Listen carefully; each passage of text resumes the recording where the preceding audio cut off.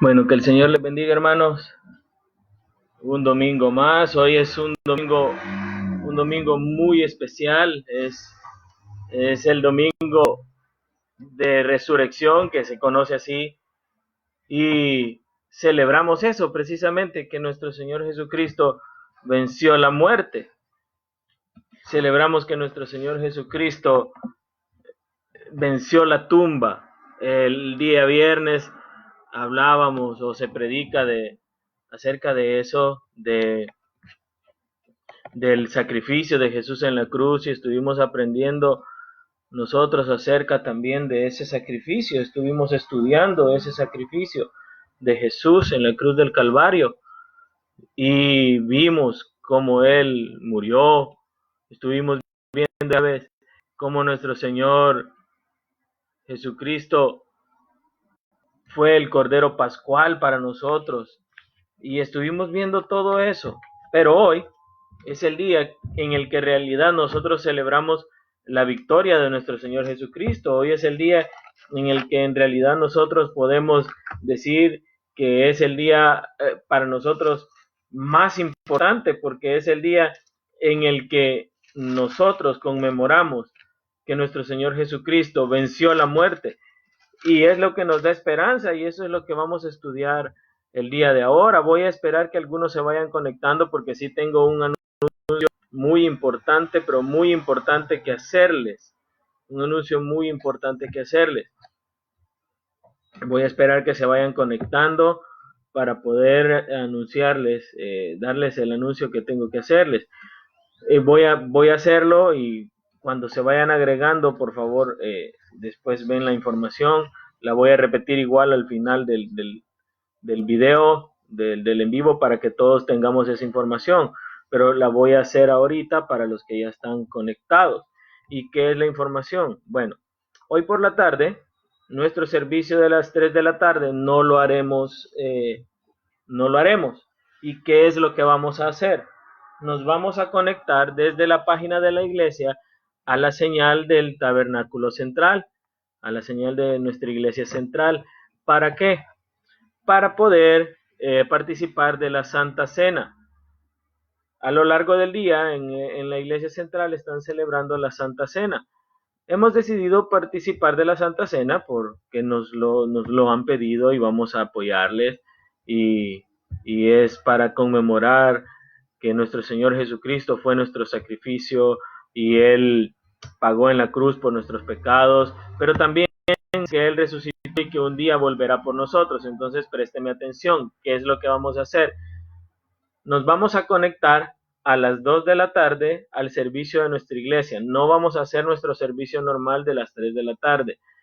Vamos a conectar desde mi página personal, y vamos a conectar desde la página de la iglesia el servicio de la iglesia central, para que usted pueda participar de la cena del Señor. ¿Cómo lo va a hacer? Usted debe tener a la mano juguito de uva, un pedacito de galleta, según el número de los que están en su casa que puede participar. ¿Sí? Si son 5, pues 5 copitas. Yo sé que no tiene copitas, en un vasito con jugo de uva, y incluso puede ser, por el caso, hasta gaseosa uva. Solo quítele la soda, como lo hacemos en la iglesia, y sirva los 5 vasitos y las 5 trocitos de galleta. El padre de familia será el encargado de hacer la ceremonia según vaya mandándolo nuestro pastor, que va a estar encargado de la Santa Cena a esa hora. Y usted estará preguntando, pero aquí solo soy yo y soy mujer. Bueno, entonces usted lo va a tomar, usted sola, y según las indicaciones que vaya dando nuestro pastor. Espero estarme dando a entender. Repito, nos vamos a conectar a las 2 de la tarde al servicio de la iglesia central. Vamos a transmitirlo desde la página de nuestra iglesia y desde mi cuenta de Facebook personal. Desde ahí lo vamos a transmitir. Quise transmitirlo temprano, y tuve un problema de desinformación de mi parte, pero vamos a hacerlo ahora a las 2 de la tarde. Repito, nos conectamos a las 2 de la tarde, todos. No a nuestro servicio normal de las 3 de la tarde, sino que nos vamos a conectar a la página de la iglesia a las 2 de la tarde, desde mi página personal y desde la página de la iglesia. Espero que haya quedado claro, amados hermanos. Si tiene alguna duda, hágamelo saber, escríbame y yo le aclaro las dudas. Pero repito, nos conectamos a la página de la iglesia central desde la página de nuestra iglesia y desde mi página personal a las 2 de la tarde. Habiendo dicho esto, vamos a darle los anuncios que siempre, ¿verdad? Le pido que por favor, amado hermano, no salga si no tiene nada de verdaderamente importante que salir a hacer. No salga, no tiene nada que de verdad sea importante, amado hermano. Nada que no sea importante. Por favor, no salga. Lávese las manos. Permanezca en su casa. Yo sé que a algunos de ustedes les aburre estar en su casa, pero por el momento créame que es el mejor lugar donde usted puede estar, su casita. No tiene nada que andar haciendo por otro lado. Quédese en su casa, quédese en su casa. ¿Qué más tengo para usted? ¿Qué más tengo para usted? Bueno, recuerde que quiero anunciarles que estamos recolectando víveres para las personas que lo necesitan. Ya hemos podido bendecir a algunos hermanos de la iglesia y a algunos hermanos del sitio, pero queremos seguir ayudando a los que lo necesitan. Por favor, si usted puede colaborar con víveres, tómelo como una extensión de la mesita de la misericordia, que no hemos parado de recogerla, tómelo de esa manera. Entonces, ¿a dónde va a ser el centro de acopio para esos víveres? Los vamos a llevar donde nuestra hermana Bella, ahí los vamos a estar recogiendo.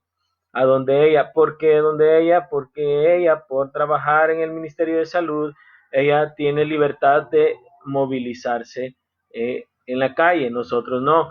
Si usted no puede llevarlos donde hermana Bella, que yo le suplicaría que sí pudiera llevarlos donde ella, si usted no puede llevarlos donde ella se ha ofrecido a recogerlos, pero facilitémosle el trabajo. Si usted los puede llevar, llévelos, por favor. ¿Qué más? Creo que eso es todo. Así que antes de iniciar, vamos a orar, vamos a poner esta enseñanza de esta mañana en las manos del Señor. Así que usted incline ahí su rostro donde está y vamos a orar. Señor, te damos las gracias por la oportunidad que nos vas a dar de abrir tu palabra y de estudiarla y de aprender un poco más de ella. Gracias, Señor, por el privilegio que me das a mí, inmerecido, de poder abrir tu palabra y estudiarla y enseñarla. Te suplico, Señor, que hables a nuestros corazones en esta mañana. Límpiame, perdóname, Señor. Úsame, por favor. Úsame, te lo suplico en el nombre de tu amado Hijo Jesús. Te lo pido, Señor, que sea tu Espíritu Santo el que hable, porque humanamente yo no tengo nada que decir, humanamente yo no puedo decir nada bueno, pero te pido, Señor, que por favor seas tú hablando a nuestros hermanos. En el nombre de Jesús, amén y amén. Bueno, amados hermanos, vamos a la Biblia. Vaya ahí conmigo y abra su Biblia en el capítulo 24 del Evangelio según Lucas. Capítulo 24 del Evangelio según Lucas. Vamos a estudiar y vamos a aprender esta mañana un poquito acerca de la resurrección de nuestro Señor Jesucristo. Pero más allá de eso, vamos a aprender ¿cuál es el efecto de la resurrección en nosotros como creyentes?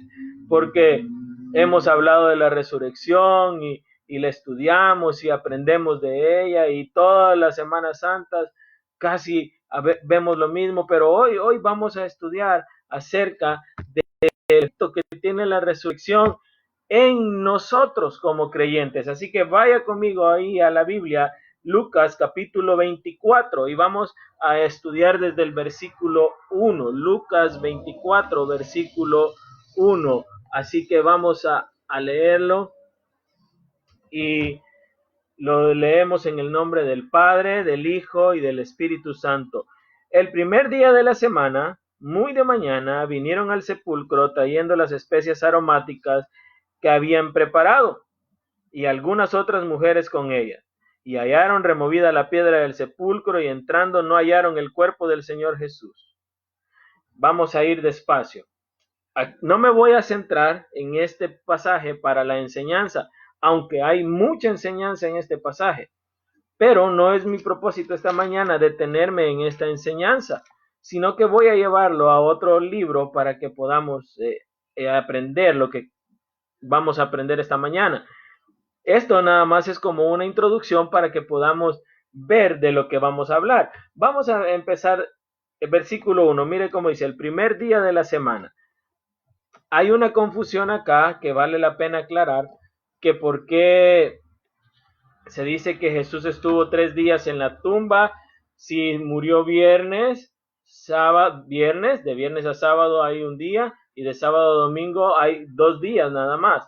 Entonces, he visto que hay mucha duda en eso. Ahora, le voy a explicar por qué. Présteme atención. Esto es nada más para aclararle la duda. Los judíos empezaban a contar y aún empiezan a contar los días de la tarde, desde las 6 de la tarde. Entonces, Jesús fue arrestado jueves por la noche. Pasó la noche del jueves y cuando dan las 6 de la tarde ya no era jueves, ya era viernes. Viernes por la mañana Jesús está en donde Caifás, viernes por la mañana Jesús es azotado, viernes por la mañana Jesús es llevado al Calvario y todo eso. Es crucificado Jesús a las 12 del mediodía del viernes. El viernes Jesús fue crucificado, dice la palabra que a la hora sexta, eso es las 12 del mediodía, y murió a la hora novena, eso es las 3 de la tarde. Pero todavía estamos en viernes. Pero a las 6 de la tarde comienza el día sábado. Y si usted ha puesto atención, a Jesús lo bajaron de la cruz antes de las 6 de la tarde, porque a las 6 de la tarde empezaba el día de reposo, que era el sábado. Ok, entonces, viernes, un día, présteme atención, pero a las 6 de la tarde ya era sábado. Viernes, a las 6 de la tarde comienza el sábado. Ahí van ya viernes y sábado, van 2 días. Sábado, pasa todo el día sábado, pero a las 6 de la mañana, de la tarde, perdón, del sábado ya es domingo. Entonces, viernes, a las 6 de la tarde, sábado, va aquí viernes, sábado a las 6 de la tarde ya es domingo, y el domingo, 3 días. Jesús estuvo 3 días, por la cuenta en la que ellos hacen los días, como ellos los cuentan. Espero haber dejado claro ese punto. Eso es solamente para aclarar que Jesús sí estuvo 3 días antes de resucitar. Pero vamos a lo que nos interesa. Dice, y hallaron removida la piedra, estamos en el versículo 2, y hallaron removida la piedra del sepulcro, y entrando no hallaron el cuerpo del Señor. Versículo 4, y aconteció que estando ellas perplejas por esto, he aquí, separaron junto a ellas dos varones con vestiduras resplandecientes, y como tuvieron temor, bajaron el rostro a tierra y dijeron, ¿por qué buscáis entre los muertos al que vive? No está aquí, ha resucitado. Acordaos de lo que habló cuando aún estaba en Galilea. Ahí estamos viendo ahorita que Jesús resucitó. Jesús murió. Vamos a hacer un pequeño repaso. Jesús, usted hemos estado viendo desde el jueves con usted. Vimos los acontecimientos desde el día jueves. La última cena, Jesús fue arrestado, Jesús fue crucificado, Jesús es bajado de la cruz y ahora fue sepultado. Jesús murió. Eso es real. Él murió. Si quiere, para que veamos, versículo 46 del capítulo 23, mire cómo dice. Ahí solo retrocedo una paginita, o ahí a la par, no sé cómo es su Biblia, pero ahí está, cerquita. Capítulo 23, versículo 46 dice, entonces Jesús, clamando a gran voz, dijo, Padre, en tus manos encomiendo mi espíritu. Y habiendo dicho esto, expiró. Jesús murió. Ahora, hay evidencias de que Jesús resucitó. Hay evidencias de que Jesús resucitó. La primera evidencia la encontramos en estos versículos del capítulo 24, 4 y 5. Repito, mire cómo dice. Y aconteció que estando ellas perplejas por esto, ¿por qué? Porque no hallaron el cuerpo de Jesús. La piedra estaba removida. Solo quiero que se haga una idea. Era una piedra enorme. Era una piedra enorme. No la podía remover un hombre. No podía ser removida por un solo hombre. Y habían solos custodiando esa tumba, en específico la tumba de Jesús, porque tenían temor de que los discípulos fueran y se robaran el cuerpo de Jesús. Pero la tumba estaba vacía, la piedra estaba removida, no había nadie ahí. Jesús no estaba en la tumba. Jesús había resucitado y los ángeles hacen esa declaración preciosa en el versículo 5 y 6. Dice, y como tuvieron temor y bajaron el rostro a tierra, les dijeron, ¿quién? Los ángeles. ¿A quiénes? A las mujeres que estaban ahí. ¿Por qué buscáis entre los muertos al que vive? No está aquí, sino que ha resucitado. Amados hermanos y amigos que me están viendo en esta mañana, esta es nuestra victoria. Esta es nuestra victoria. Esto es lo que nosotros celebramos, porque nosotros no creemos ni adoramos a un Dios que se quedó en una tumba. Nosotros creemos a un Dios que venció la muerte. Y estos ángeles están aquí diciendo, no está aquí, ha resucitado. Y eso es lo que hoy vamos a estudiar y vamos a ver los beneficios que para usted y para mí como hijos de Dios tiene la resurrección de Cristo. Pero sigamos. Vámonos hasta el versículo 13. Mire cómo dice. Y he aquí, dos iban el mismo día a una aldea llamada Emaús, que estaba a 60 estadios de Jerusalén. Estamos viendo las evidencias en este capítulo, en este pasaje, las evidencias de que Jesús sí resucitó. E iban hablando entre sí de todas aquellas cosas que habían acontecido. Sucedió que mientras hablaban y discutían, Jesús mismo se acercó y caminaba con ellos, mas los ojos de ellos estaban velados para que no lo conociesen. Y les dijo, ¿qué pláticas son estas que tenéis entre vosotros mientras camináis? ¿Y por qué estáis tristes? Esa pregunta es importante. ¿Por qué estáis tristes? O sea, los discípulos no creyeron que Jesús iba a resucitar. Habían dudado. Y ya va a ver la respuesta que ellos le dan. Y usted y yo ahora no tenemos que dudar que tenemos un Dios vivo, un Dios que resucitó. Entre tanta mala noticia que está usted oyendo ahorita del bendito coronavirus, que esto, que lo otro, que aquí, que allá. Amados hermanos, tenemos esperanza porque tenemos un Dios que venció la muerte. Y nosotros no debemos dudar. Respondiendo uno de ellos, que se llamaba Cleofas, le dijo, ¿eres tú el único forastero en Jerusalén que no ha sabido las cosas que en ella han acontecido en estos días? Entonces él les dijo, ¿qué cosas? Y ellos le dijeron, de Jesús Nazareno, que fue varón, profeta, poderoso en obra y en palabra delante de Dios y de todo el pueblo, y cómo le entregaron los principales sacerdotes y nuestros gobernantes a sentencia de muerte y le crucificaron. Mire qué triste lo que dice el 21. Pero nosotros esperábamos que Él era el que había de redimir a Israel. Y ahora, además de todo esto, hoy es ya el tercer día de esto que ha acontecido.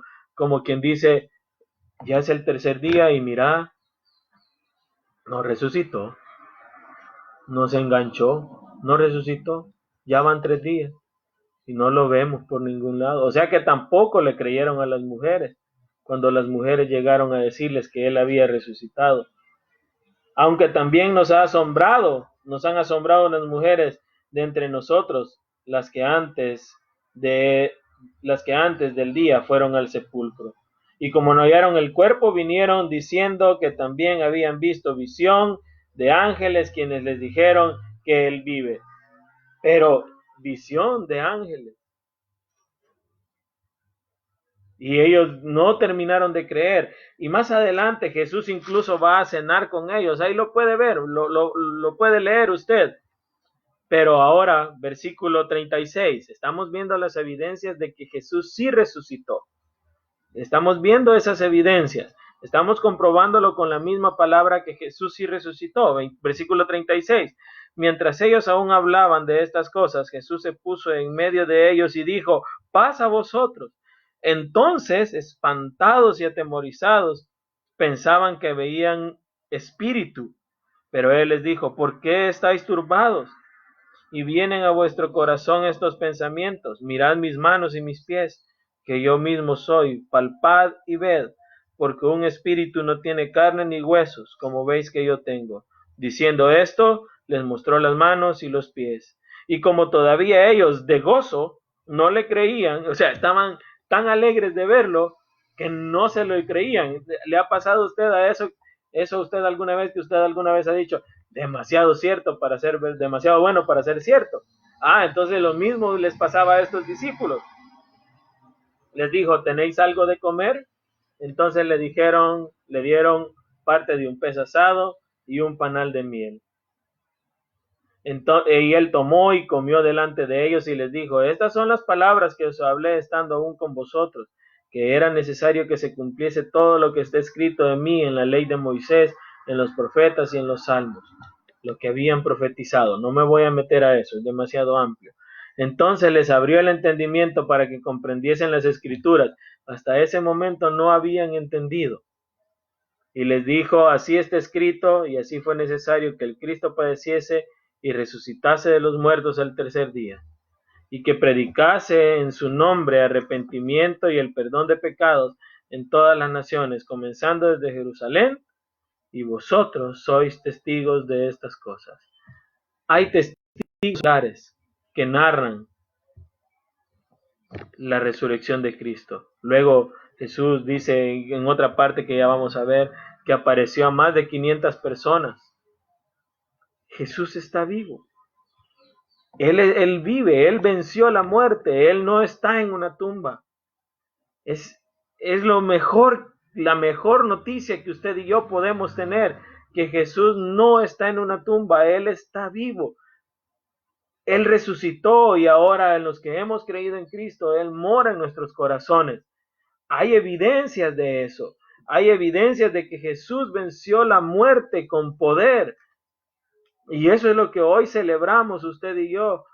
Y usted puede estar preocupado por el coronavirus y preocupado por lo que usted quiera, pero déjeme decirle que si usted ha creído en Cristo, usted también tiene una esperanza de que un día usted también va a resucitar.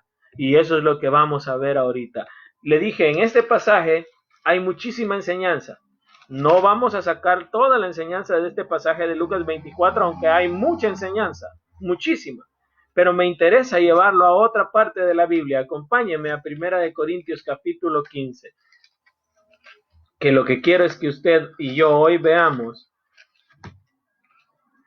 los beneficios de la resurrección en usted y en mí. Así que vamos a 1 Corintios capítulo 15. Vamos a leerlo. Espero que lo tenga. Voy a esperar ahí para que lo vaya dando. 1 Corintios capítulo 15. 1 Corintios capítulo 15. Nos vamos a meter así, hoy nos vamos a echar un clavadito bonito en la palabra del Señor y vamos a aprender algo interesante ahora. Algo bueno, algo muy, muy edificante para usted y para mí, que nos va a llenar de mucha esperanza si es que usted tiene a Cristo en su corazón. 1 Corintios capítulo 15, versículo 1. Dice: además os declaro, hermanos, ¿quién escribe esta carta? Para que todos sepamos, es el apóstol Pablo. Además os declaro, hermanos, el evangelio que os he predicado, el cual también recibisteis y en el cual también perseveráis. Por lo cual asimismo, si retenéis la palabra que os he predicado, sois salvos. Y si no, creísteis en vano. Préstele atención desde aquí, versículo 3. Versículo 3. Porque primeramente os he enseñado lo que asimismo recibí, que Cristo murió por nuestros pecados conforme a las Escrituras. Vamos despacio. Era necesaria la muerte de Jesús. Recuerde que hemos estado viendo desde el día jueves. Jesús sirve la última cena y él dice, este es mi cuerpo que es entregado por ustedes, sirve la copa y dice, este es eh, el nuevo pacto en mi sangre, y sirve la copa y dice que eso es el pacto que él hace para que él hizo con Dios, para que usted y yo podamos ser salvos. Un pacto de sangre, entregó su cuerpo, derramó su sangre, para que usted y yo hoy podamos decir que somos hijos de Dios. Entonces, aquí dice, versículo 3 nuevamente, porque primeramente os he enseñado lo que asimismo recibí, que Cristo murió por nuestros pecados conforme a las Escrituras. Ya lo profetizaban, Isaías habló de eso, en Salmos está eso. La ley así lo estableció al hacer los sacrificios de animales, de corderos. Estaba diciendo la ley que era necesario que un inocente pagara por los pecados, y ese inocente terminó siendo nuestro Señor Jesucristo. Se hizo maldito por nosotros. La palabra lo dice. Se hizo maldición, porque dice la Biblia, maldito todo aquel que muere colgado de un madero. El justo por los injustos. Jesús, colgado en una cruz, murió por nuestros pecados. Versículo 4, 1 Corintios 15:4. Y que fue sepultado, o sea, sí fue sepultado, y que resucitó al tercer día conforme a las Escrituras. Ahí empieza nuestra esperanza. Ahora, era necesaria la muerte de Jesús. ¿Por qué era necesaria la muerte de Jesús? Era necesaria la muerte de Jesús por nuestros pecados, porque usted y yo somos pecadores. Entonces era necesario que Jesús muriera por nuestros pecados. Eso es lo que la palabra dice. Acompáñeme ahí y vaya a Romanos 6:23 para que veamos por qué era necesario que Jesús muriera, por qué era necesario que Él hiciera ese sacrificio. Romanos 6:23. Sí era necesaria la muerte de Cristo. Mire lo que dice. Yo sé que usted se lo puede de memoria, pero para el que no se lo puede, yo ahorita se lo leo. Romanos 6:23 dice, porque la paga del pecado es muerte. Lo voy a dejar hasta ahí ahorita. Era necesario que Jesús muriera en una cruz. ¿Ocupando el lugar de quién? El suyo y el mío. Repito, el suyo y el mío. Ese lugar es el que Él ocupó. Por eso dice 1 Corintios 15, 3 y 4, que Él murió por nuestros pecados conforme a las Escrituras. Este era un plan perfectamente preparado por Dios, por su Hijo, para sellarnos con el Espíritu Santo. Esto no se lo sacaron de la manga de la camisa allá en el cielo. Dios había orquestado este plan desde antes de la fundación del mundo. Era necesario que Jesús muriera. La paga del pecado es muerte. Ahora, usted y yo sabemos que somos pecadores y necesitábamos un Salvador y merecíamos morir, pero por eso necesitamos un Salvador. Pero quiero aclararle algunas cosas. Ahora, vamos a morir porque somos pecadores, pero ayer dije algo y lo voy a volver a explicar para que no se malentienda. Usted y yo sí morimos a causa del pecado, ¿sí? Morimos a causa del pecado, pero usted y yo no morimos porque nuestra sangre esté contaminada con pecado. Nuestra sangre no está contaminada con pecado. Nosotros como seres humanos estamos contaminados de pecado en el alma. Somos pecadores por naturaleza, porque nos gusta el pecado. Tampoco tienen la culpa Adán y Eva. Usted peca porque a usted le da la gana y ya le voy a explicar eso. Usted peca porque usted quiere pecar. La culpa no la tienen Adán y Eva. Usted peca porque usted quiere. ¿Por qué morimos? Porque en el huerto del Edén habían dos árboles, el árbol de la ciencia, de la sabiduría, del bien y del mal, y el árbol de la vida. Adán y Eva comieron del primer árbol que mencioné, de la ciencia, de la sabiduría, del bien y del mal, de ese comieron. Entonces Dios los sacó del huerto y les impidió comer del árbol de la vida. Ya no podían comer del árbol de la vida. mientras comían el fruto del árbol de la vida, iban a vivir eternamente. Pero Dios dijo, los voy a sacar de aquí para que no coman más de ese árbol de la vida, para que no vivan eternamente. Búsquelo, ahí está en Génesis. Ahí en el capítulo 3 lo puede encontrar. Capítulo 3 de Génesis, ahí 2 y 3, ahí búsquelo, ahí lo va a hallar. Ahí lo va a hallar. Lo que le estoy diciendo para que no vea que no es mentira. Entonces usted y yo vamos a morir. Por eso es que un bebé muere, porque su cuerpo es pecado. Un bebé muere, un niño muere, un adulto muere. Todos vamos a morir a causa del pecado porque no tenemos acceso al árbol de la vida. A eso es. Ahora, llegamos a la muerte a causa de nuestro pecado. Eso sí, espero que esté quedando claro. No sé si alguna vez se ha preguntado usted qué pasa con un bebé, qué pasa con un niño recién nacido, qué pasa con un discapacitado o discapacitado mental. Ellos están en algo que se llama estado de inocencia, que es el estado en el que estaban Adán y Eva en el huerto del Edén. Su capacidad de pecar aún no ha sido puesta a prueba, como fue puesta a prueba la capacidad de Adán y Eva, y como ha sido puesta a prueba su capacidad y la mía para pecar. Entonces, como ellos están en estado de inocencia, al morir, van con el Señor. Un discapacitado mental, valga la aclaración, que desde que nació tuvo esa discapacidad mental, pero si fue discapacitado mental y antes tuvo un buen estado de conciencia, entonces, lo siento mucho, si esa persona no se arrepintió cuando tenía todas sus facultades, esa persona no va con el Señor. Espero estarme dando a entender. Nuestro cuerpo es necesario que muera. Ya va a ver, yo estoy poniendo ahorita, planteándole todo el panorama. Es necesario que nuestro cuerpo muera, ya lo vamos a leer más adelante. Es necesario que muera a causa del pecado. Este cuerpo está lleno de pecado y debe morir. Eso así debe ser, debe morir, nuestro cuerpo debe morir. Pero el niño aún no ha abandonado su estado de inocencia. Le dije, Mateo capítulo 19, versículos 13 y 14. Vamos a verlo para que usted me entienda. Mateo capítulo 19, versículos 13 y 14. Mateo capítulo 19, versículos 13 y 14. Espero que tengan su Biblia a la mano, amados hermanos. Mateo capítulo 19, versículos 13 y 14. Mire cómo dice. Entonces le fueron presentados unos niños para que pusiese las manos sobre ellos y orase. Y los discípulos le reprendieron. Pero Jesús dijo, dejad a los niños venid a mí y no se los impidáis, porque de los tales es el reino de los cielos.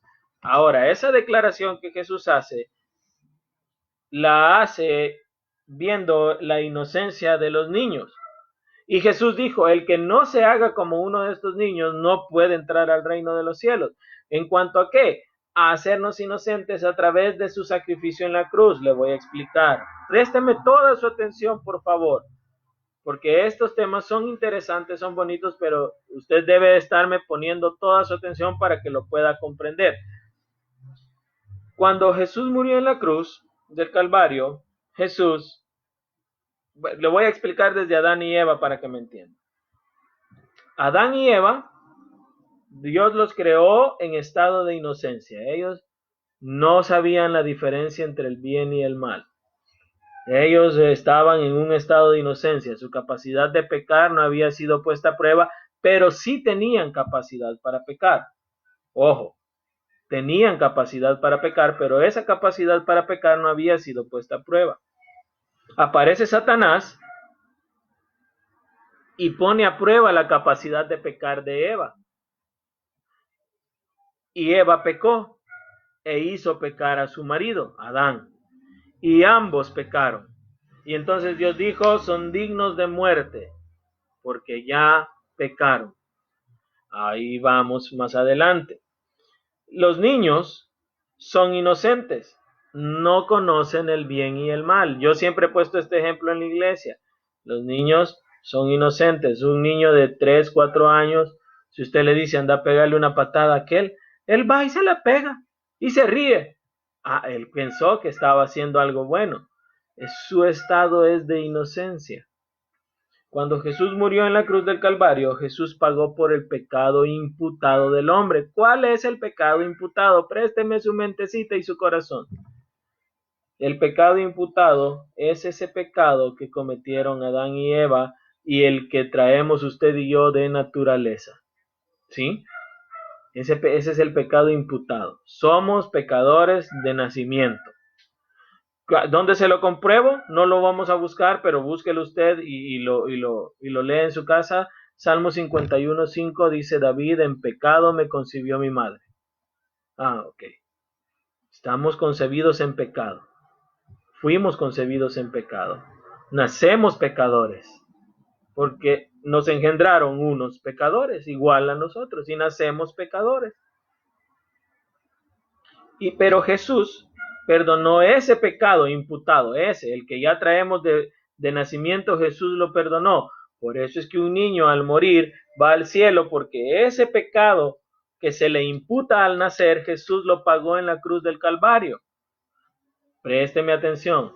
Ahora, eso es un estado de inocencia, pero cuando usted va creciendo, y va creciendo, y va creciendo, y llega a los 8, 9 años, y más grande, 10, 12, 15, 20, usted ya peca voluntariamente, ya no es inocente, ya peca con toda su conciencia, ya lo hace sabiendo exactamente todo lo que usted está haciendo. Si un ladrón roba, sabe que no es correcto. Si un adúltero adultera, sabe que no es correcto. Si un fornicario fornica, sabe que no es correcto. Entonces está ofendiendo a Dios de manera consciente. Entonces ya no le están demandando el pecado imputado, el que viene por Adán y Eva. Ese ya no se lo están imputando, ese ya está perdonado. Pero como hoy pecamos conscientemente, présteme atención, hoy conscientemente tenemos que ir a Cristo y pedirle perdón. Hoy conscientemente tenemos que ir al Señor y pedirle perdón por nuestros pecados. Hoy con toda nuestra conciencia tenemos que ir a Él y suplicarle que nos perdone. Como pecamos conscientemente, también conscientemente debemos ir a Él y pedirle el perdón de nuestros pecados. Por eso es que debemos hacerlo. Por eso es que los niños van al cielo inmediatamente, porque están en un estado de inocencia. Espero haber quedado claro en esa parte, amados hermanos. Ahora, eso es lo que dicen los versículos 3 y 4. Estamos en 1 Corintios 15, versículos 3 y 4. Vamos al versículo 5. Y apareció a Cefas y después a los 12.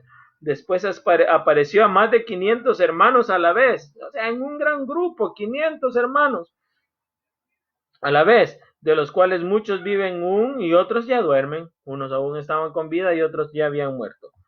Después apareció a Jacobo, después a todos los apóstoles, y a lo último de todos, como un abortivo, me apareció a mí. Este es Pablo hablando, préstele atención, porque yo soy el más pequeño de los apóstoles, que no soy digno de ser llamado apóstol, porque perseguí a la iglesia de Dios. Pablo está diciendo, por último, se me apareció a mí. Como abortivo es como ya el último, ¿verdad? Ya el último de lo más pequeño se me apareció a mí. Eso está diciendo el apóstol Pablo. Ahora, la gente habla y hay muchas corrientes que hablan de doctrinas que no son apegadas a la Biblia. Por ejemplo, usted y yo creemos en la resurrección. Pablo estaba escribiendo una carta a personas que estaban rodeadas de otras personas que no creían en la resurrección. Creían en la reencarnación, por ejemplo. ¿Y qué es la reencarnación? Bueno, la reencarnación es una doctrina espiritista que no tiene ninguna base bíblica. Pero, ¿qué es la reencarnación en sí? Póngame atención. Usted muere, su espíritu sale de usted, su alma sale de usted, pero su alma va a reencarnar en otro ser, depende cómo usted se haya portado. Si usted se portó bien, usted puede reencarnar en otro ser humano. Pero si usted se portó mal, usted va a reencarnar en una cucaracha, en un ratón, en una planta, en lo que sea, según haya sido su conducta. Y según ellos, el fin de la reencarnación es la purificación del alma hasta que usted llegue a ser perfecto. Totalmente loco, nada que ver con la Biblia. Ahora, el fin de la reencarnación es perfeccionarlo a usted hasta que usted llegue a ser un Dios, entre comillas. La Biblia contradice esto. Acompáñeme a Eclesiastés 12:7. Acompáñeme ahí, Eclesiastés 12:7. Eclesiastés 12:7. Espero que esté aprendiendo algo esta mañana, amado hermano. Eclesiastés 12:7. Job, Salmos, Proverbios, Eclesiastés. Y me espera a mí que esta Biblia como que fuera prestada, me cuesta hallar los 12:7. Mire cómo dice. Ya espero que lo tenga ahí. 12:7 de Eclesiastés. Y el polvo vuelve a la tierra como era, y el espíritu vuelve a Dios que lo dio. Esto lo he enseñado muchas veces en la iglesia, pero por aquellos que están conectados y no han oído esta enseñanza, se lo voy a explicar. El polvo vuelve a la tierra. ¿De dónde fue tomado el hombre? Fue tomado de la tierra. De ahí fue tomado. Usted vaya a Génesis 2:7, ahí dice que Dios tomó al hombre del polvo de la tierra, hizo el muñequito, sopló en el muñequito aliento de vida. De ahí fue tomado. El espíritu vuelve a Dios que lo dio. Volvamos a Génesis 2:7. Dios forma el muñequito y hace esto. Sopló en el muñequito de barro, de tierra que tenía ahí. Y el muñequito fue un ser viviente. Ahora, le explico el versículo nuevamente. El polvo vuelve a la tierra. ¿De dónde tomó Dios al hombre? De la tierra. De ahí lo formó, del polvo. Y sopló en su nariz espíritu de vida o aliento de vida. Por eso es que el cuerpo vuelve a la tierra y el espíritu, que todos los seres vivos tienen espíritu, vuelve a Dios. Présteme su mente. El espíritu de una persona que ha creído en Cristo le pertenece a Dios. El espíritu de una persona que no ha creído en Cristo también le pertenece a Dios, porque Dios es el que dio la vida. Présteme su mente. Pero, ¿qué pasa con el alma? Porque el ser humano está compuesto de cuerpo, alma y espíritu. El alma, usted y solamente usted se la puede entregar voluntariamente a Dios. Solamente usted, nadie más que usted le puede entregar su alma al Señor. Es una decisión personal y voluntaria. No puedo yo salvarlo a usted. Usted tiene que decidir salvarse solo al entregarle a Jesús su corazón. Eso es lo que dice Romanos. Vamos, ahí sí lo voy a llevar. Romanos 10:9, por favor. Vamos rapidito porque el tiempo se hace corto. Romanos capítulo 10, versículo 9. Mire que no se siente y ya llevamos casi 45 minutos. Romanos 10:9. Mire cómo dice.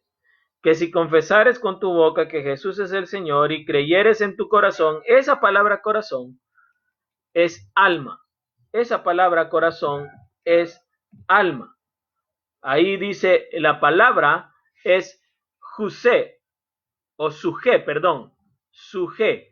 Esa palabra corazón es suje, que se traduce alma. ¿Y qué hay en el alma? En el alma están sus sentimientos, su voluntad, sus emociones. Es decir, el alma es la mente. Y usted tiene que entregarle su mente al Señor para que Él la cambie, para que Él haga una mente nueva en usted y así usted poder ser hijo de Dios. Versículo 9, que Dios le levantó de los muertos será salvo, porque con la mente se cree para justicia, pero con la boca se confiesa para salvación. Espero entender. Usted tiene que entregarle a Dios con todo su razonamiento. Se recuerda lo que acabo de explicar, ¿verdad? Que el ser humano peca con todo su razonamiento. Es por eso que con todo su razonamiento el ser humano tiene que entregarle su mente al Señor.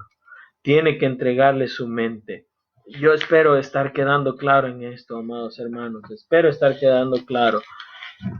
Entonces, no existe tal reencarnación, pero nosotros sí creemos que que Jesús resucitó. Vamos nuevamente a Primera de Corintios capítulo 15 y acompáñeme al capítulo 15, versículo 12 de Primera de Corintios.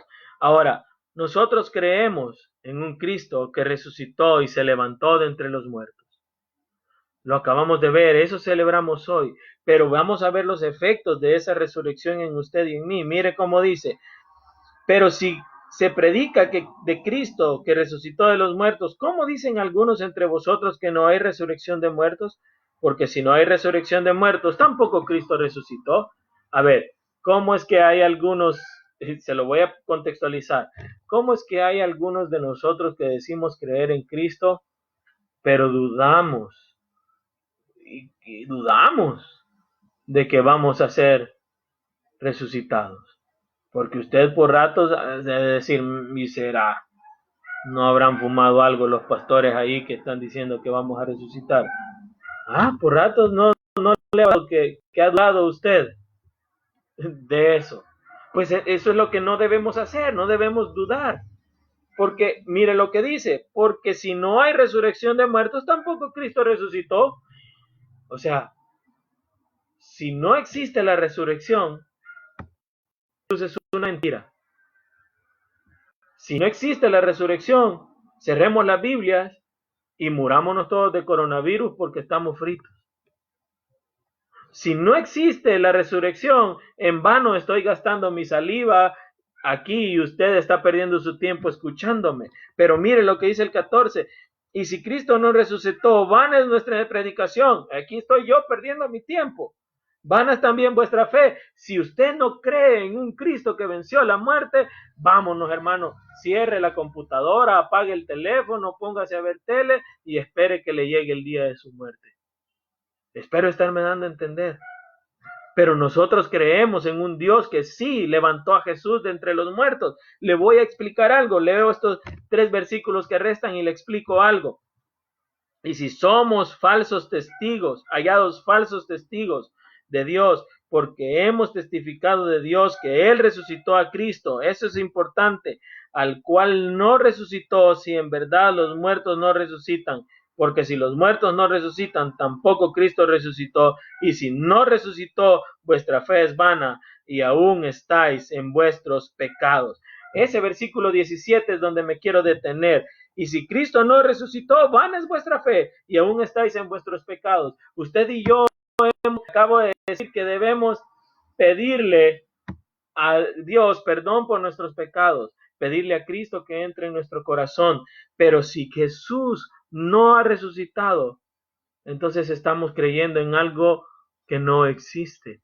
Pero tenemos la certeza de que Dios le levantó de los muertos. Y sabe que eso, que Dios le haya levantado de los muertos a Jesús, es la mejor noticia que usted y yo podemos tener, porque entonces significa que el sacrificio de Jesús en la cruz fue un sacrificio completo y que pudo complacer a Dios al 100% la muerte de su Hijo en la cruz, y no necesitamos ningún otro sacrificio para ser salvos, porque el sacrificio que Jesús hizo en la cruz dejó satisfecho al Señor, a nuestro Dios, a nuestro Padre, lo dejó satisfecho, porque si no lo hubiera dejado satisfecho, no le hubiera levantado de entre los muertos, que es lo que está diciendo ese versículo 17. Y si Dios levantó de entre los muertos a Jesús, es porque Jesús logró pagar por sus pecados y por los míos, satisfaciendo a nuestro Dios. Y por eso es que usted y yo ahora tenemos la esperanza de que si somos hijos de Dios, también un día vamos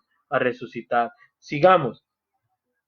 Solo vamos hasta el 21, rapidito. Mire que el tiempo nos come y estas prédicas son tan bonitas y tan interesantes, porque en cuanto la muerte entró por un hombre, también por un hombre la resurrección de los muertos. ¿Quién introdujo la muerte? Ya le dije, Adán. No necesito volverle a explicar. Por un hombre la resurrección de los muertos. ¿Quién es ese hombre? Jesús. Porque así como en Adán todos mueren, también en Cristo todos serán vivificados, pero cada uno en su debido orden. Cristo las primicias, luego los que son de Cristo en su venida. Ahora, Déjeme explicarle algo. Usted y yo no tenemos nada que hacer, así que vaya a su Biblia, Primera de Tesalonicenses 4. No tiene nada que hacer, que hoy se levanta a las 9 de la madrugada, se levanta, desayuna como a las 9:30 y va a almorzar como a las 4 de la tarde, así que deje de estar inventando que tiene que ir a hacer almuerzo. Mejor vaya conmigo, Primera de Tesalonicenses capítulo 4. Voy a leer una vez más el versículo 23, desde el 22, porque así como en Adán todos mueren, también en Cristo todos serán vivificados. Ahí está una de las claves para creer y la esperanza y los beneficios que tiene la resurrección de Cristo en usted y en mí. Pero cada uno a su debido orden. Primero Cristo, Él resucitó primero. Luego los que son de Cristo en su venida. Ok. Vamos a ver cómo va a ser ese orden en este pasaje que usted conoce a la perfección. Vamos a leer desde el versículo 13. Estos pasajes nos llenan de esperanza para saber que para nosotros hay vida a través de la vida en Cristo, a través de la resurrección de Cristo. Tampoco queremos, hermanos, que ignoréis, estamos en 1 Tesalonicenses 4:13, acerca de los que duermen, para que no os entristezcáis como los que no tienen esperanza. Ok, hay gente que no tiene esperanza, usted y yo sí tenemos esperanza. Cristo murió, Cristo resucitó y esa es la esperanza que usted y yo tenemos. Porque si creemos, mire, ahí está, porque si creemos que Jesús murió y resucitó, así también traerá Dios con Jesús a los que durmieron en él. Ya le explico. Por lo cual os decimos esto en palabras del Señor, que nosotros que vivimos, que habremos quedado hasta la venida del Señor, no precederemos a los que durmieron. Ahí está el orden que menciona allá en 1 Corintios, y es el mismo apóstol Pablo el que lo está escribiendo, es el mismo Pablo. No puede haber ninguna contradicción porque es el mismo apóstol Pablo el que está explicando en dos ocasiones diferentes. Por lo cual os decimos en palabras del Señor, nosotros los que vivimos, los que habremos quedado hasta la venida del Señor, no precederemos a los que durmieron. Primero Cristo, ojo, présteme atención aquí y oído. Primero Cristo, Él fue el primero en resucitar. Se dio otro fenómeno cuando Jesús resucitó para tener como una referencia. Salieron muchos muertos de sus tumbas. Ese es otro dato. Lo podemos ver otro día. Primero Cristo. Luego decía ya los que durmieron en Él. Aquí vamos a ver ese orden. Mire, nosotros los que no precederemos a los que durmieron. Es decir, primero Cristo ya resucitó. Luego los que ya están muertos. Ojo, póngame atención para que no haya confusión. Luego los que ya murieron, creyendo en Cristo, los que ya murieron, ellos van a resucitar, porque el Señor mismo con voz de mando, con voz de arcángel y con trompeta de Dios descenderá del cielo, y los muertos en Cristo resucitarán primero. Le voy a explicar algo, y póngame atención para que no vaya a haber una confusión. ¿Cómo veo yo esto? Le voy a terminar de leer el pasaje. Porque el Señor mismo con voz de mando, con voz de arcángel y con trompeta de Dios descenderá del cielo, y los muertos en Cristo resucitarán primero. Luego, nosotros los que hayamos vivido, los que vivimos, los que hayamos quedado, seremos arrebatados juntamente con ellos en las nubes para recibir al Señor en el aire, y así estaremos siempre con el Señor. Por tanto, alentaos los unos a los otros con estas palabras. Vale. Aclarando, otra vez, présteme su mentecita para que me entienda. Primero Cristo, Él ya resucitó, ascendió al cielo frente a sus discípulos, ascendió, búsquelo en Lucas 24, ahí está, el libro de los Hechos también lo narra en el capítulo 1, Jesús ascendió a los cielos. Luego dice que los que han muerto van a resucitar. Imagínese que usted ya está muerto ahorita. Usted y yo ya nos morimos. Entonces dice el versículo 13, que los que creen en Jesús traerá también a ellos. Póngame atención, por favor. Si usted muriera ahorita, esto es como yo se lo voy a explicar, no está escrito en piedra, esto es lo que yo logro entender con mi mente tan escasita. Usted y yo llegamos allá, pero usted y yo, al estar ya en un estado que ya no hay tiempo, usted ya está viendo este suceso al morir, usted ya está viendo su cuerpo ir en busca de su alma, o sea que usted al morir, inmediatamente ya está viendo este suceso, esto que está sucediendo, usted ya está viendo el arrebatamiento, porque donde usted estaría al morir o yo estaríamos al morir, ahí ya no hay tiempo. Y dice aquí que Jesús traerá, asimismo también traerá Dios con Jesús a los que durmieron. Exacto, traerá las almas a las alturas de las nubes para que sus cuerpos se junten con esa alma y poder estar eternamente con el Señor. No me pregunte cómo va a ser todo eso porque mi mente tan escasa no me da para entender, pero sí tengo la certeza de que un día usted y yo, si hemos creído en Cristo, estaremos con el Señor eternamente.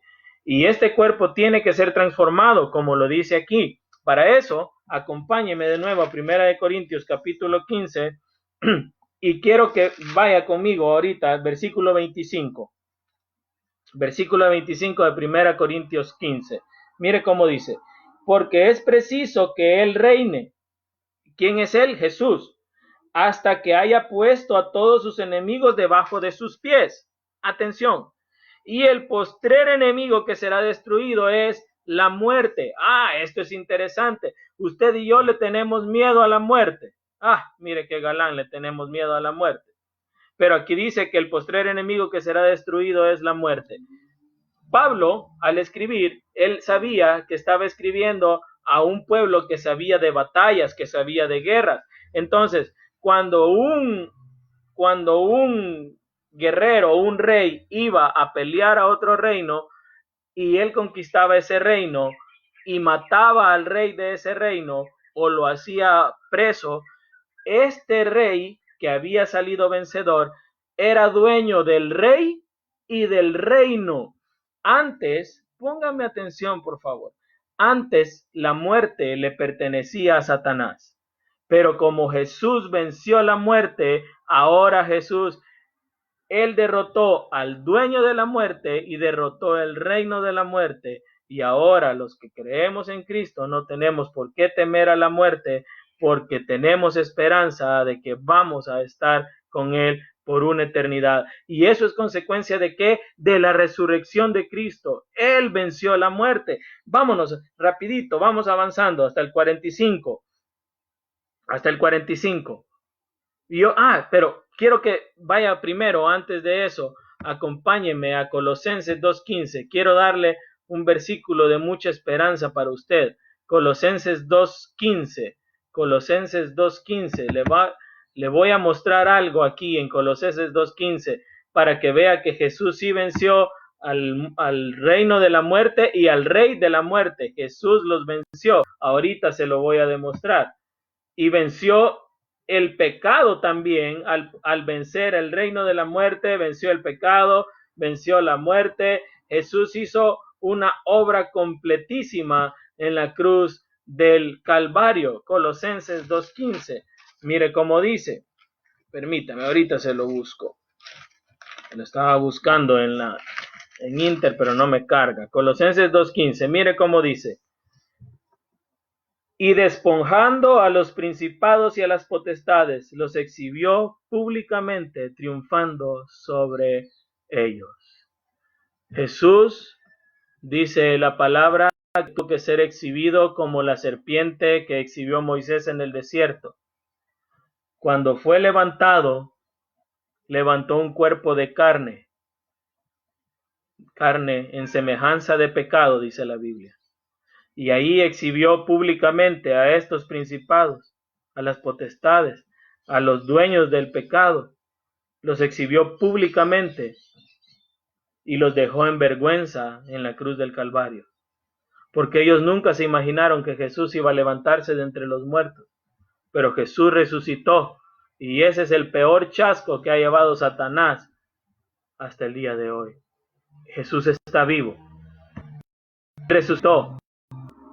Y al haber resucitado tenemos esperanza, tenemos perdón y sabemos que tenemos vida eterna. Ahora, acompáñeme hasta el versículo 50, por favor, de 1 Corintios 15 para ir aterrizando la enseñanza. 1 Corintios 15, capítulo 15, versículo 45. Vamos a ir rapidito, mire. Así también está escrito: fue hecho el primer hombre, Adán, alma viviente. El postrer Adán, ese postrer Adán es Cristo, espíritu vivificante. Exacto. Adán sembró la muerte, pero en Cristo nos da una nueva vida. Así, es poco para que lo logren entender. Mas lo espiritual no es primero, sino lo animal y luego lo espiritual. Lo animal es este cuerpo, ¿ves? Que usted tiene. Algunos parecen más animales que otros, pero este cuerpecito, esto es lo animal, lo terrenal. Luego lo espiritual, exacto. Esto es como un estuche. Póngame atención. Usted es un espíritu. Usted es un espíritu que necesita un cuerpo para vivir en este mundo material. Y ese cuerpo es este cuerpo y tiene un alma. Usted se compone de tres cosas. Usted es un espíritu. Usted es un alma, perdón, que tiene un espíritu que le da vida y un cuerpo para poder vivir en este mundo material. Eso somos. Por eso es que lo que se salva es el alma. Y por eso es que no es primero, lo segundo es lo espiritual, porque es lo más importante, salvar, eso espiritual. El primer hombre es de la tierra, terrenal. El segundo hombre, que es el Señor, es del cielo. Eso se entiende, no necesito explicárselo. ¿Cuál es el terrenal? También los terrenales. ¿Y cuál es el celestial? Tales también los celestiales. Así como hemos traído la imagen del terrenal, traeremos también la imagen del celestial. Pero os digo, hermanos, que la carne y la sangre no pueden heredar el reino de Dios, ni la corrupción hereda corrupción. Aquí es donde yo siempre digo en la iglesia, lo mejor que le puede pasar a un hijo de Dios es morirse. Es lo mejor. ¿Por qué? Porque con este cuerpo usted no puede ver al Señor y sabe qué es lo que nos separa de ver a nuestro Señor, a los hijos de Dios, la muerte.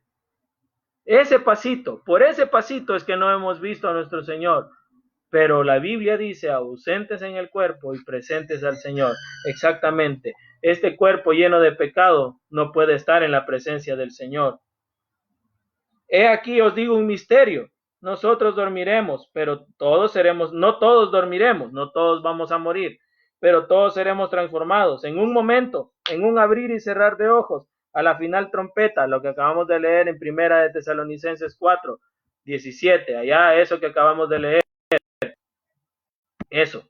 Dice, a la final trompeta, porque se tocará la trompeta, hace énfasis, y los muertos resucitarán, serán resucitados, como dice, incorruptibles. Allá ya no va a estar gordo, allá ya no va a estar visco, allá no va a ser cascorbo, allá no le van a faltar dientes, va a ser incorruptible y nosotros seremos transformados. Y esto es lo que me interesa que usted y yo aprendamos, porque es necesario que esto corruptible se vista de incorrupción y esto mortal se vista de inmortalidad. Lo voy a dejar ahí, le explico ahorita. Jesús fue sepultado con un cuerpo de carne. Jesús crucificó en la cruz un cuerpo de carne, semejanza de pecado. Él no pecó, pero su carne asemejaba el pecado de nosotros. Y eso fue lo que enterraron de Jesús, un cuerpo de carne, lacerado, lastimado, herido, molido, destrozado. Eso fue lo que enterraron de Jesús, un cuerpo corruptible, humanamente corruptible, porque Jesús fue de carne y hueso. Ese cuerpo de Jesús a los 3 días tenía que empezar a descomponerse, pero oh sorpresa, Jesús no estuvo ni un tan solo día en la tumba. Jesús le dijo al ladrón en la cruz, de cierto te digo que hoy estarás conmigo en el paraíso. Y Jesús fue al centro de la tierra y llevó consigo los que habían creído en él. Y dice que predicó, en Primera de Pedro, dice que predicó a los espíritus encarcelados. ¿Y qué les dijo? Se fregaron, no creyeron. Se lo estoy parafraseando, ¿verdad? No creyeron. Al tercer día, Jesús sale de la tumba con un cuerpo glorificado. Enterraron un cuerpo corruptible y resucitó con un cuerpo incorruptible. Tal fue así que los discípulos en Emaús no le conocieron, tal fue así que María no le conoció, tal fue así que estaban sus discípulos cenando, y apareció en medio de ellos, pero era el mismo Jesús con un cuerpo diferente. Eso mismo va a suceder con nosotros. Esa es la esperanza que tenemos los hijos de Dios. Y cuando esto corruptible se haya vestido de incorrupción y esto mortal se haya vestido de inmortalidad, entonces se cumplirá la palabra que está escrita: sorbida es la muerte en victoria. Y este versículo 55 a mí me encanta, porque mire cómo dice: ¿dónde está, oh muerte, tu aguijón?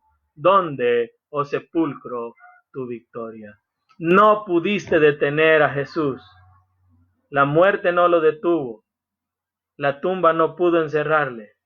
Ahora Él está sentado a la diestra del Padre, y lo que estudiamos ayer, Él prometió que un día va a volver por nosotros. Si eso a usted no le da aliento, hermano, usted ya está muerto en vida. Ahí sí que vaya, compre un lazo, pero grueso, y busque una buena rama y se ahorca, porque si esto no le da gozo, no sé qué más le puede dar gozo. No sé qué más le puede dar gozo. Creemos en un Dios vivo, creemos en un Dios que resucitó, creemos en un Salvador que ha prometido que va a volver por nosotros. Eso tiene que ser suficiente motivo de gozo para los hijos de Dios. Vamos a orar. Señor, gracias, gracias, gracias por ser nuestra esperanza, por haber resucitado, por habernos dado vida eterna. Gracias, Señor, muchas gracias. Gracias porque ahora podemos tener la esperanza de que un día vamos a estar contigo, en tu presencia, sea que muramos o sea que tú vengas por nosotros. Lo que suceda primero, vamos a estar en tu presencia, Señor. Ahora te suplico por aquellos que están escuchando y viendo este mensaje y no te tienen como su Salvador. Amigo y hermano, si usted está de este lado y usted no ha creído en Cristo como su Salvador personal, si usted ha entregado su corazón a Él, si usted no tiene la certeza de que al morir usted va a estar con el Señor, ¿por qué no le entrega hoy su corazón? Ya escuchó toda la enseñanza. Pero si usted no está seguro de ser hijo de Dios, ¿por qué no repite esta oración con fe después de mí? Señor Jesús, te pido perdón por mis pecados. Te pido que entres en mi corazón. Reconozco que soy pecador. Gracias por morir en la cruz por mí. Escribe mi nombre en el libro de la vida. Me arrepiento. Cuando muera, quiero estar contigo en el cielo. Gracias por morir en la cruz. Amén. Si usted repitió esa oración con fe, repito, con fe, usted ahora es un hijo de Dios. Y usted tiene ahora la esperanza de esa vida eterna y de esos efectos gloriosos que tiene la resurrección de Cristo en los que hemos creído en Él. Que el Señor les bendiga, hermanos. Repito la información que di al principio. Por favor, recuerde, hoy nos conectamos, el servicio de las 3 de la tarde, no vamos a hacerlo a las 3 de la tarde. Nos conectamos a través de la página de la iglesia, a la señal de nuestra iglesia central. Nos vamos a conectar. ¿Para qué? Para participar de la cena del Señor. ¿Qué necesita? Haber creído en Cristo como su Salvador y haber sido bautizado. Y tener en su casa un poquito de jugo de uvas, puede ser incluso soda, una galletita, y según el número de los que van a participar en su casa, debe tener usted eso. Si usted es padre de familia y está en su núcleo familiar, usted va a ser el encargado de servir la cena del Señor. Si usted es una mamá soltera o usted es una mujer sola, usted toma el papel del líder del hogar y usted sirve la cena del Señor. Nos conectamos a las 2 a la señal de nuestra iglesia central para poder participar de la cena del Señor. Que Dios les bendiga, amados hermanos. Nos vemos. Ha sido un placer. Bendiciones a todos.